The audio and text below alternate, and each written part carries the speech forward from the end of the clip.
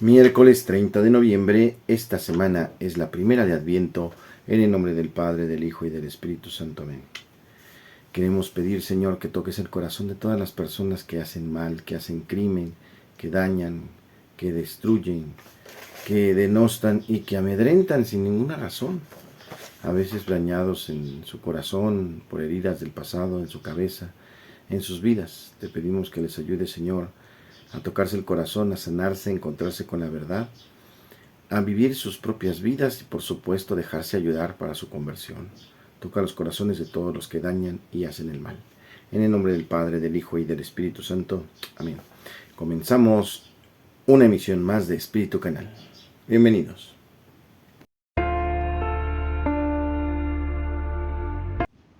Lectura del Santo Evangelio según San Mateo capítulo 4 versículo 18 al 22. Una vez que Jesús caminaba por la ribera del mar de Galilea, vio a dos hermanos, Simón, llamado después Pedro, y Andrés, los cuales estaban echando las redes al mar, porque eran pescadores. Jesús les dijo: síganme y yo los haré pescadores de hombres. Ellos inmediatamente dejaron las redes y lo siguieron. Pasando más adelante vio a otros dos hermanos, Santiago y Juan, hijos de Zebedeo, que estaban con su padre en la barca, remendando las redes, y los llamó también a ellos. Dejando enseguida la barca y a su padre, lo siguieron. Palabra del Señor. Este evangelio de llamado vocacional, Jesús carpintero que va en busca de sus discípulos. Esto no lo hacen los rabinos del tiempo. Los rabinos piden que los alumnos se anoten, vengan a clase y se vayan a su casa. Jesús hace diferente, una nueva alianza, un nuevo pacto, una nueva forma. Él llama a sus discípulos por su nombre, los llama a vivir con Él, no solo a tomar clases. Les enseña con su ejemplo, con su forma de vida, está con ellos. Y curiosamente, Él le dice a un pescador experto: tira la red mar adentro, ¿verdad? Pero Señor, estuvimos echando las redes y no hemos pescado nada. Tú haz lo que yo te digo, Dukin Alton, tira la red mar adentro, y la pesca fue impresionante. ¿Y eso le sorprende?, dice el Señor. Bueno, pues ahora los haré pescadores de hombres. El llamado vocacional, el llamado sacerdotal de seguir predicando la palabra para que otros hermanos sean parte de este rebaño. Lo que el Señor quiere, eso es una unidad, una común unión. Lo que Satanás quiere es dispersión, por eso se inventan nuevas religiones y nuevas iglesias y nuevas cosas para que seamos contrarios unos con otros y enemigos. Y lo que el Señor quiere es que nos perdonemos y vivamos en una común unión bajo esa misma tutela. Esto en la palabra de Dios.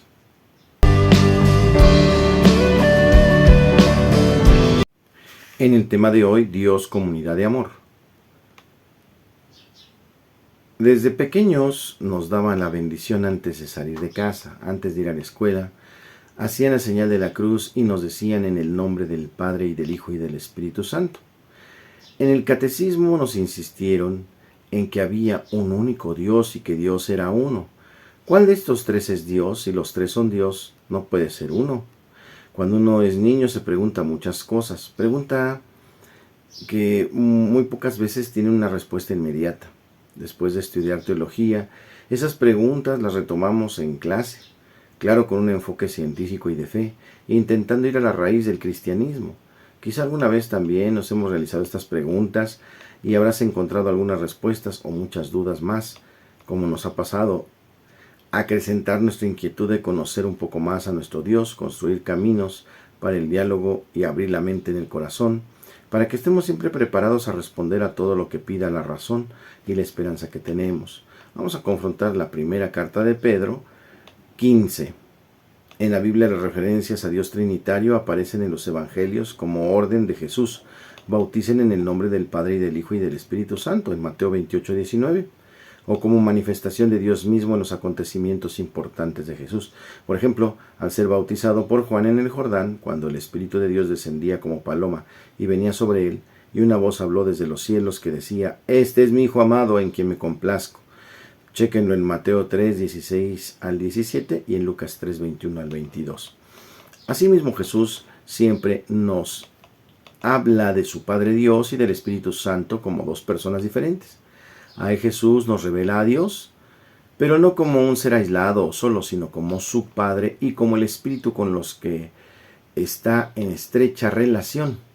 Esto que Dios mismo dice de sí en los testimonios de la Sagrada Escritura se nos transmite en la fe explicada desde el Catecismo, en los numerales 232 al 267. Se explica el misterio central de nuestra fe, que es la Santísima Trinidad. Una vez que abordamos el punto más importante en el misterio de Dios, es decir, que cuando hablamos de Dios los cristianos nos referimos al Padre y al Hijo y al Espíritu Santo, tendremos que plantearnos algunas preguntas. ¿Cómo es posible que siendo tres distintos sean un mismo Dios? ¿Es la misma persona que actúa de tres maneras diferentes? ¿Los tres son Dios? Partimos de lo más importante, son tres personas distintas. A esto pareciera contraponerse la frase con la que inicia el credo: creo en un solo Dios. De manera que tendremos que explicar cómo es que tres forman una unidad. Para poder explicar esto debemos hacernos dos preguntas. ¿Qué es Dios y quién es Dios? La primera la responde San Juan en su primera carta. Dios es amor. Primera de Juan 4:8. En efecto, lo que define a Dios es que es amor, y el amor como experiencia humana nos enseña que no es egoísta, que necesita de alguien diferente a mí. El amor nos hace salir de nosotros mismos para darnos cuenta de que existen otros, en el cual podemos volcar todo nuestro amor, nuestra vida. El amor es creativo, hace nuevas todas las cosas, nos saca de la rutina, nos invita a crear, a dar regalos, a reinventarnos. En su ser Dios es amor, y el amor solo es verdadero cuando hay más de una persona. La segunda pregunta, ¿quién es Dios?, queda respondida con nuestra profesión de fe. Es el Padre y el Hijo y el Espíritu Santo. Son tres personas, la comunión plena del amor que es Dios. Para nosotros los cristianos la unidad de Dios radica en que los tres viven el vínculo del amor. Dios es un concepto como lo son la familia, el matrimonio, la comunidad, que aunque su palabra gramatical sea singular, es plural en la experiencia. La palabra Dios se refiere a una casa donde vive una familia, Padre, Hijo y Espíritu Santo, como San Pablo. Espero que la gracia del Señor Jesucristo, en el amor del Padre y la comunión del Espíritu Santo sean con todos ustedes. La 2 Corintios 13:13. Dios entonces es una comunidad en el amor, la Santísima Trinidad, en el tema de hoy. En Santos y Conversos celebramos a San Andrés Apóstol. La Iglesia celebra cada 30 de noviembre la fiesta de San Andrés Apóstol, patrono del Patriarcado Ecuménico de Constantinopla y uno de los discípulos más cercanos a Jesús. Conoce un poco más sobre este apóstol que ayuda en la unidad entre católicos y ortodoxos. Primero sepamos que es hermano de San Pedro. San Andrés se menciona regularmente en la Biblia después de Simón Pedro, lo que sugiere que era el hermano menor de San Pedro. Al igual que su hermano y los otros apóstoles Santiago y Juan, Andrés fue inicialmente pescador en el mar de Galilea. Su nombre proviene del griego Andreas. Está relacionado con la palabra griega para hombre, aner, o en genitivo andros. Durante la audiencia general del 14 de junio del 2006, el Papa emérito Benedicto XVI señaló que el origen griego y no arameo del nombre de este apóstol es un indicativo de una cierta apertura cultural en su familia que no se puede ignorar. El hecho de que su padre Jonás le diera un hijo mayor, Simón, y un nombre arameo, y a su hijo menor, Andrés, un nombre griego, refleja el ambiente mixto judío-gentil de Galilea. Fue uno de los discípulos más cercanos a Jesús. En los evangelios sinópticos y en los libros de los Hechos, los 12 apóstoles siempre se enumeran en 3 grupos de 4 individuos. El primero de estos grupos indica a aquellos que estaban más cercanos a Jesús. Está compuesto por 2 pares de hermanos, Pedro y Andrés, los hijos de Jonás, Santiago y Juan, los hijos de Zebedeo. Fue uno de los primeros en seguir a Jesús. San Andrés siguió a Jesús antes que su hermano Pedro. De hecho, fue uno de los 2 discípulos iniciales de Juan el Bautista que se encontraron con Jesús, según relata el Evangelio de San Juan. El Papa Benedicto comentó que este apóstol fue verdaderamente un hombre de fe y de esperanza. Un día oyó a Juan Bautista proclamar a Jesús como el Cordero de Dios, Juan 1:36, y así se quedó conmovido, y como otro discípulo más, siguió a Jesús. Andrés fue el primero de los apóstoles en ser llamado a seguir a Jesús, y la liturgia de la Iglesia bizantina lo honra con el sobrenombre de Protocletos, que significa precisamente el primer llamado. Fue quien señaló la presencia de los panes y los peces. El Papa emérito señaló que el Evangelio menciona el nombre de Andrés en particular. en otras 3 ocasiones que nos dice algo más sobre este hombre. El primero es de la multiplicación de los panes en Galilea. En aquella ocasión fue Andrés quien señaló a Jesús la presencia de un joven que llevaba consigo 5 panes de cebada y 2 peces. No mucho, remarcó para las multitudes que se habían reunido en ese lugar, agregó. Andrés reconoció de manera realista la insuficiencia de sus mismos recursos, que son mínimos, pero Jesús los hizo suficientes para la multitud de personas que habían venido a escucharlo. Nos enseña a no tener miedo de preguntarle a Jesús. El Papa Benedicto resalta que la segunda ocasión donde se menciona a San Andrés es en Jerusalén, donde junto con Pedro y Santiago y Juan pidieron a Jesús que les explique por qué no quedaría piedra sobre piedra de los enormes muros que sostenía el templo. En respuesta, Jesús pronunció un importante discurso sobre la destrucción de Jerusalén y sobre el fin del mundo, en el que pidió a sus discípulos que fueran sabios en la interpretación de los signos de los tiempos y que estuvieran constantemente en guardia. San Andrés enseñó que no se debe tener miedo de hacer preguntas a Jesús, pero se debe estar dispuesto a aceptar incluso las enseñanzas y respuestas sorprendentes y difíciles que a veces nos ofrece. Es considerado el apóstol de los griegos. El Papa Benedicto XVI señaló que algunas tradiciones muy antiguas consideran a San Andrés el apóstol de los griegos en los años posteriores a Pentecostés, hecho que permite conocer que durante el resto de su vida fue predicador e intérprete de Jesús para el mundo griego. Junto con Pedro, simbolizan la unidad entre católicos y ortodoxos. Pedro, su hermano, viajó desde Jerusalén a través de Antioquía y llegó a Roma para ejercer su misión universal.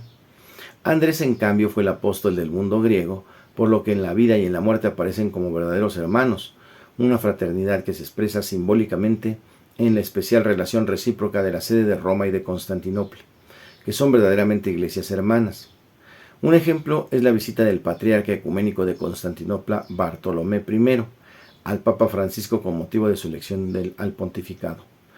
Como sucesor de San Pedro, el Santo Padre destacó el papel del patriarca Bartolomé como sucesor de San Andrés y se refirió a él como mi hermano Andrés, en referencia a los hermanos apóstoles. San Andrés murió en una cruz diagonal. San Andrés murió en Patras, Grecia, donde pidió ser crucificado en una cruz en diagonal o en forma de X, que se conoce como la cruz de San Andrés. Según la historia antigua, la pasión de Andrés se remonta a principios del siglo VI. El apóstol rezó, Salve, oh Santísima Cruz, inaugurada por medio del cuerpo de Cristo y adornada de sus miembros cual perlas preciosas. Antes de que el Señor subiera a ti, provocabas un miedo terreno. Ahora, dota de un amor celestial, te has convertido, cruz, en un don. Los creyentes saben cuánta alegría posees, cuántos regalos tienes preparados, por tanto, seguro y lleno de alegría vengo a ti para que también tú me recibas exultante como discípulo de quien fue colgado de ti. La oración muestra una espiritualidad cristiana profundísima, donde no se ve a la cruz como un instrumento de tortura, sino más bien como el medio incomparable para la perfecta configuración del Redentor, del grano de trigo que cayó en la tierra. Hermanos, en Santos y Conversos hoy celebramos a San Andrés, apóstol.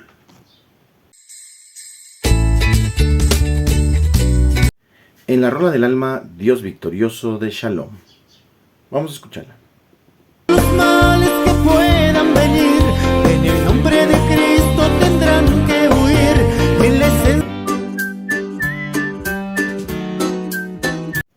En el chiste, la mujer le dice a su esposo, ¿me compras unos zapatos? Y el Señor le contesta, no sabía que vendía zapatos. Ándale, los necesito en verdad. Si los necesitas, ¿para qué los andas vendiendo? Señor. Ya estamos en curiosidades de la Iglesia Católica.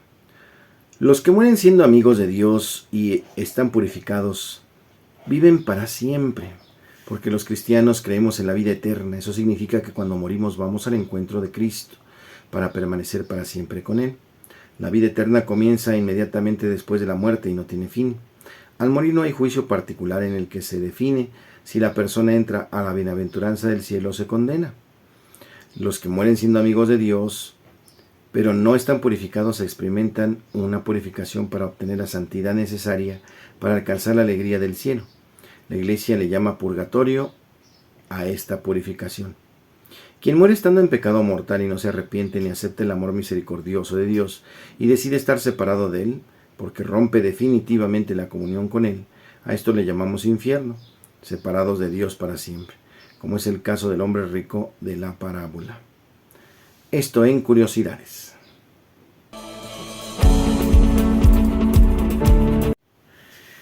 En la buena onda de hoy, no se olviden que este próximo 3 de diciembre, ya mañana comenzamos diciembre, tenemos a las 12 del día la Santa Misa para los hermanos invidentes o con problemas de vista. Recuerden que este sábado 3 de diciembre tenemos esta misa en donde invitamos a todos los hermanos bajo el patrocinio de Santa Lucía, porque es la patrona de nuestra comunidad. Les recuerdo también que al finalizar estará con nosotros la organización musical Punto 7, que es un grupo de hermanos invidentes que tocarán algunas rolas para amenizar el momento al final de la misa con algún momento de baile, ¿verdad? Ojalá que puedan asistir. Inviten a todos los amigos, a todos los hermanos que quieran asistir y pedir esta protección de nuestra vista para aprender a ver, nosotros que vemos y decimos que no podemos alcanzar a ver con claridad. Y por todas las personas que tienen problemas visuales y por supuesto nuestros hermanos invidentes bajo el manto de Santa María en la fiesta de Santa Lucía. Gracias por estar con nosotros, hermanos, un fuerte abrazo y chequen las actividades en el Facebook de la parroquia de Santa Lucía Azcapotzalco, qué es lo que vamos a estar teniendo, ¿verdad? También en este fin de semana vamos a tener nuestras primeras presentaciones de pastorela. La pastorela arranca precisamente el mismo 3, pero a las 7 de la noche en Santa Lucía y el 4 en Santa María de Guadalupe, Reina del Trabajo, con el Padre Agustín. Ahí será también a las 7 de la noche y mucha gira. Estaremos en otras parroquias y comunidades. No se pierdan la pastorela voz navideña, pastorela vocacional. El Señor les guarde, les protege, les bendiga, haga resplandecer su rostro sobre ustedes y les conceda la paz. Que les bendiga el Padre, el Hijo y el Espíritu Santo. Les acompañe siempre.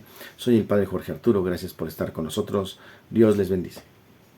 No se olviden darle like y clic a la campanita. Compartan para nuevos suscriptores.